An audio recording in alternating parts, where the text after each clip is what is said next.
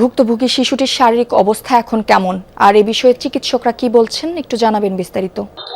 জ্যোতি, যে নারায়ণগঞ্জের চর পরিবেষ্টিত বক্তাবলিতে 6 বছরের এক শিশু ধর্ষিত হয়েছে এবং এই ঘটনায় ফতুল্লা থানায় মামলা হয়েছে এবং এই মামলার প্রেক্ষিতে কিন্তু এক আসামি যে সোহেলকে পুলিশ হেফাজতে নেওয়া হয়েছে এবং অপর যে আসামি ছিল হিরো, তাকে স্থানীয় ক্ষুব্ধ জনতা ধরে গণপিটুনি দিয়েছেন এবং তার অবস্থা আশঙ্কাজনক। এবং গতকাল বিকেল 5টার ঘটনা হলেও কিন্তু পুলিশ গিয়েছে রাত 11টা, অর্থাৎ 12টা, 12:30 কিন্তু পুলিশ ঘটনাস্থলে গিয়েছে।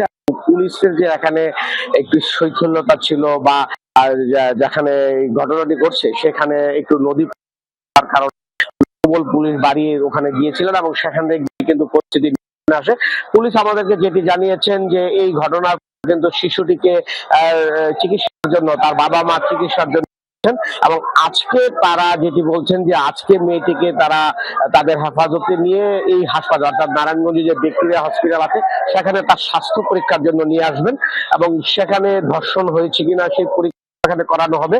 এবং যাকে গণপিটুনি দেওয়া হয়েছে যে হিরো, তার অবস্থা খুবই আশঙ্কাজনক, মেডিকেল কলেজ হাসপাতালে ভর্তি করা হয়েছে। আমরা ভিডিওতে যেরকম দেখেছি স্থানীয় ক্ষুব্ধ তাকে ধরে গণপিটুনি দিয়েছিলেন এবং মাথা এবং শরীরের বিভিন্ন স্থানে কিন্তু আঘাতের চিহ্ন রয়েছে এবং সে অনেকটা সংকটাপন্ন বলে আমরা জানতে পেরেছি। তবে একটি ন্যাক্কারজনক ঘটনা, সবাই আসলে ক্ষুব্ধ হয়েছেন, কারণ আপনি জানেন যে ধর্ষণের বিচার সঠিক সময় না হওয়ার কারণে কিন্তু ক্ষুব্ধ জনতা আইন হাতে তুলে নিয়েছে এবং তাকে গণপিটুনি দিয়েছে।